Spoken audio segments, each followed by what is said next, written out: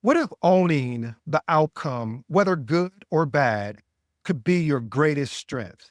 Or are you stuck wondering why things always fall apart when you're in control? I get it. I'll be honest with you, family. You've been blamed for every failure. And if you're wondering, why are all eyes on you when things go wrong? This episode is for you. Let's jump into point number one. Point number one, clarify expectations and alignment during interviews. Family, this sets the stage of what the expectations you're about to walk into. Okay, you don't like that. This is the foundation in which you're going to learn more about what you're about to walk into because of how you positioned your questions during the interview process, as well as the type of feedback you get during the interview process. And there's ways to discover that. See, the interviewing process is an opportunity to understand the company's expectations and assess if they're aligned with project management philosophy and skills. Misalignment can and will lead to conflicts later if you and your direct manager have different approaches and priorities. Here's my actionable advice, family.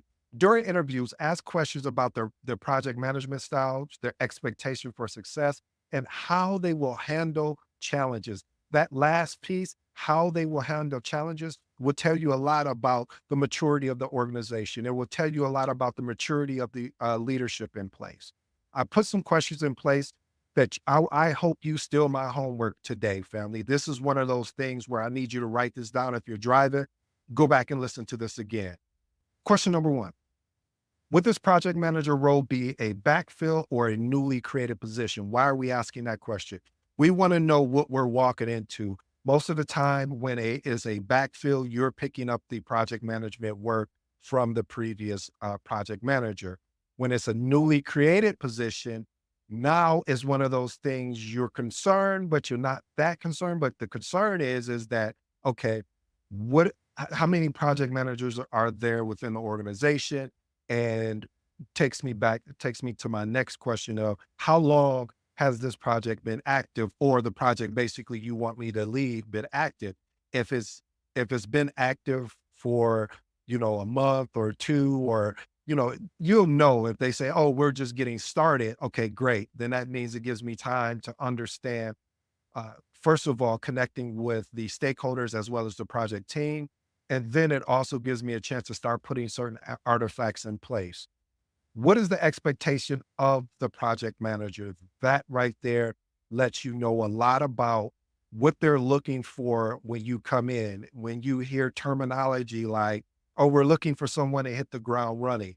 I used to didn't like that, but I've twisted that around a little bit and I figured out what they mean. Well, some mean it in a literal term, like you to pick up and just take off, but others mean it that they want you to get acclimated with the environment, and they're looking for someone that is looking for a career and want to grow within the organization. So when they say hit the ground running, that translates to be willing to learn, because there may be a slight learning curve because of the organization. All organizations are led and ran differently. So there's going to be a slight learning curve. Next one, what type of project management methodology, framework, and or processes does your organization currently use? Again, this is a maturity question. Why are we asking these maturity questions? Because we need to know, are we coming in based off the PMBOK, or are we coming off of pulling aspects of out the PMBOK, the project management body of knowledge, and we're just going in and, first of all, connecting with stakeholders and project team members, and just moving forward and leading and figuring it out as we go. But this is going to tell me a lot of how much stress that I may have and may not have to deal with. And the last and most important question: how are challenges and escalations expected to be handled by the project manager? Why do you want to know that? You want to know, do they have escalation paths in place? If they don't, would they be open for you to create an escalation path? And if they tell you no, that's a red flag. You might as well, and you may want this opportunity, but I'm going to tell you, it may not, as my grandma would say, the juice may not be worth the squeeze. So, as I'm saying that to say, family, these alignment type questions really offers you an insight into see not only if it's a fit for you, but if you decide to take this on, what you're up against. Because even if they don't have it, they did have this wasn't a backfill and this is a new position. This may be a great opportunity, but again, it all depends on what you're feeling comfortable with. Because at the end of the day, if there's not an escalation path, if there's not a good environment that supports project management, I don't care how exceptional you are. I don't care how amazing you are. You're not going to have the success that maybe you've had at prior organizations. All right, let's move on to point number two. Build trust and establish communication during meetings with your manager. Listen, regular meetings with your direct manager truly does help build trust and foster what you really need, which is open communication, which is crucial when you're navigating challenges. See, what this does, family, is it establishes a solid relationship. So when problems, issues arise, you have a foundation to rely on, which is your manager. And now you're not feeling isolated or unsupported. Here's my actionable advice. Use meetings to provide transparent updates on your project progress, proactively discuss potential issues, and seek feedback.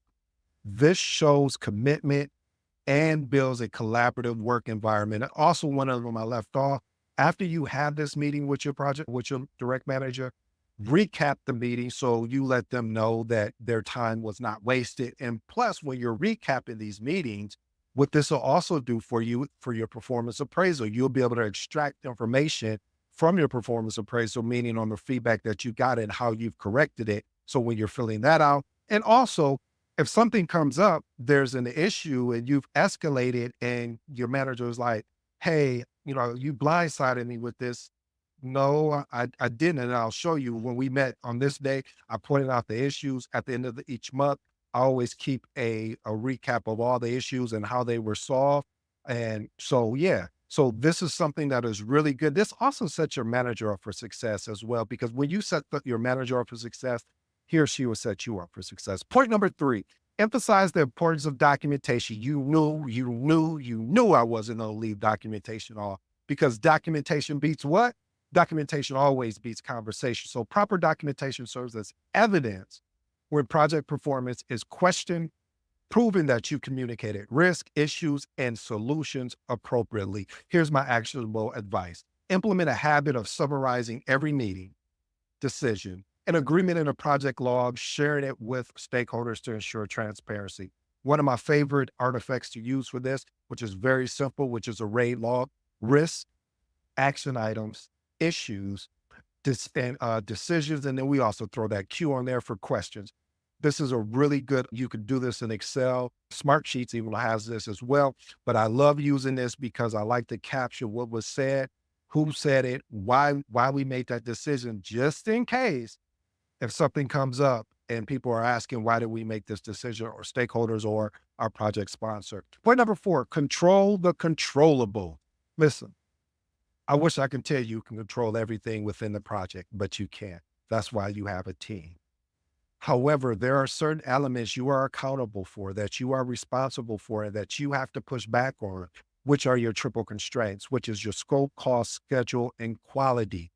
When you learn to manage these proactively instead of reactively, it allows you to be set up for success for any issues that may arise. Here's my actionable advice. Regularly review these key areas with your team and stakeholders to identify any deviations early, allowing you to take corrective action promptly. Point number five, adopt extreme ownership mindset. Got that from Jocko Wilkes. And the reason why extreme ownership is key, because you must, I know it's not right. I know it's not fair that you take accountability for the bad and you get less accountability or less praise for the good. But this is part of the role that we signed up for this thing that I love, that I hope you fall in love with, called project management. So take full accountability and responsibility for the project outcome, even if the issue stems from external factors like your team performance or your stakeholders are not signing off for certain things or your project sponsor. See, this is going to build credibility and foster trust. But I also know someone's out there thinking, well, you know what? Again, this wasn't my fault. This was a team performance issue, and I escalated. I did everything I possibly could do. Well, this is going to be an opportunity for you to take that information, whether you stay at the organization or not. If you stay at the organization, then you know certain people because they'll be coming back around to work on another project that you have that you're going to be able to address that directly, and you're going to have to be direct with it and document it. You may even need to record it so this doesn't happen to you again. Here's my actionable advice: lead by example, consistently showing the team that you will own both successes as well as failures. And the last and final one, this will inspire them to take ownership as well, reducing the chance of blame shifting. And again, family, in the real world, as we're leading projects, I'm gonna be quite honest with you. It's gonna take time to develop that blame shifting mindset. A lot of people are looking to place blame on you, but when you step up and take accountability and you're consistent and persistent, eventually leadership is gonna start looking at the team and saying, "Wait a minute, I know that wasn't your fault, Ed. Why are you taking accountability? Hey, I'm protecting my team. This was my fault. I should have done such and such." And you make sure that that information gets back to the team. Either they're going to either get with the program or you're going to have to start finding out ways to bring in new team members. All right. Point number 6, conduct regular risk assessment.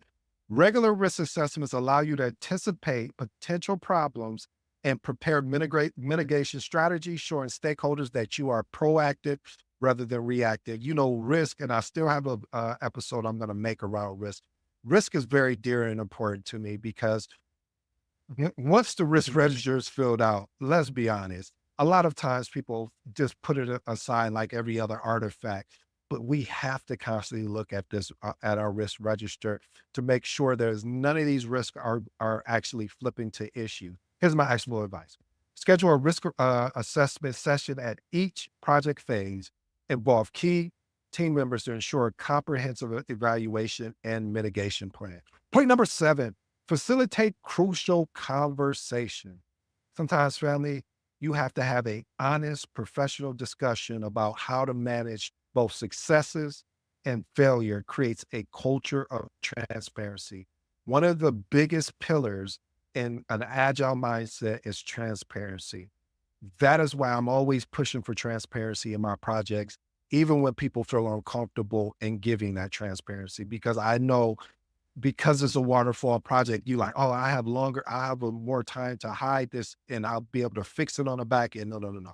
We need to be transparent so this way it can reduce the likelihood of blame being unfairly assigned. Here's my actionable advice: schedule monthly feedback sessions with your team to discuss what's working and basically what's not, and how escalations are handled, ensuring everyone is on the exact same page. You can't be on table contents when I'm on preface, but you'll get the gist of it.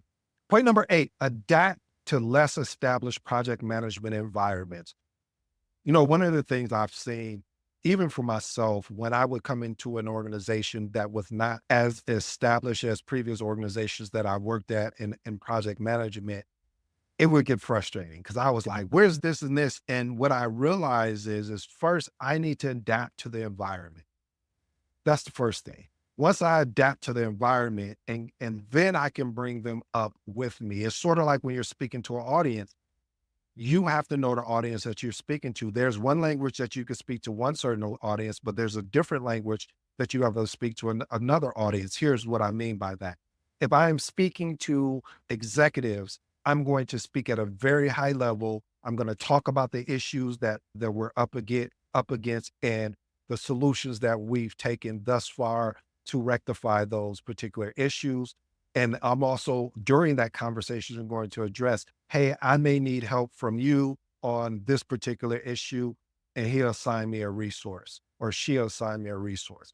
That's important. Now, when I'm talking to my project team, I'm going into deep details so we can create clarity and also we'll have a structure involved. Here's my actual advice. Set up a basic tracking system. You remember I talked about this before. Some people laughed at me, but I'm so sincere. Leveraging Excel, even using a Trello board. These are basic functionalities so you could keep track of and holding people accountable and communicate your process to the team, ensuring everyone follows a consistent method. That is also key, ensuring that you're being consistent and holding everyone else at a consistent method. Here's my three transformational recommendations, family, and I'll send you on your way. And I'll truly appreciate you today thus far. Point number one, clarifying expectations and alignment during interviews. As I talked about, you want to be asking those probing questions to understand the organization, how projects are led, how leadership responds to escalations, how leadership empowers project managers, how leadership gives you grace and opportunity to grow in your role. Point number two, adopt a stream ownership mindset. Hey, again, I know that this wasn't your fault, but you are the lead of this project. And if you did not take the proper stance and escalating when it was important, holding people accountable, and you waited to the last minute, maybe you didn't wait to the last minute. Let's say you did everything right. Unfortunately, you still are the leader of the project. However, here's the good news. Now that you know that you don't have proper support, you have decisions you have to make. Decision one, you could continue to go on to the next project and continue to face the same experience, or you can have a crucial conversation with your leadership and explain what happened and give them a breakdown of all the shifts and changes. Or the last and final one is leave the organization. I hope that you work on the first two, but if possible, if the environment is not shifting or doesn't want to make a transformation, then you understand what you need to do. Then the last and final point, adapt to less established project management environment. Like I said before, family, mature environments may not have, I should say, less mature environments may not have a lot of processes and procedures. So just go in there with the foundational aspects of basically creating a schedule, creating a project management plan, basic things to you until you can get them up to a place where now the organization is looking more mature. Now, before a project, gets started, we have a project kickoff meeting. Now we have an actual project charter. We actually build out a full entire project management plan, etc. Well, family, I hope you enjoyed today's episode. I go by the name of ED. For all you smart and intelligent folks out there, listen, that just simply means Ed. I appreciate your time. And as always, if there's something that comes up that you have a question or comment or about, reach out. You know how to find me. Until next time.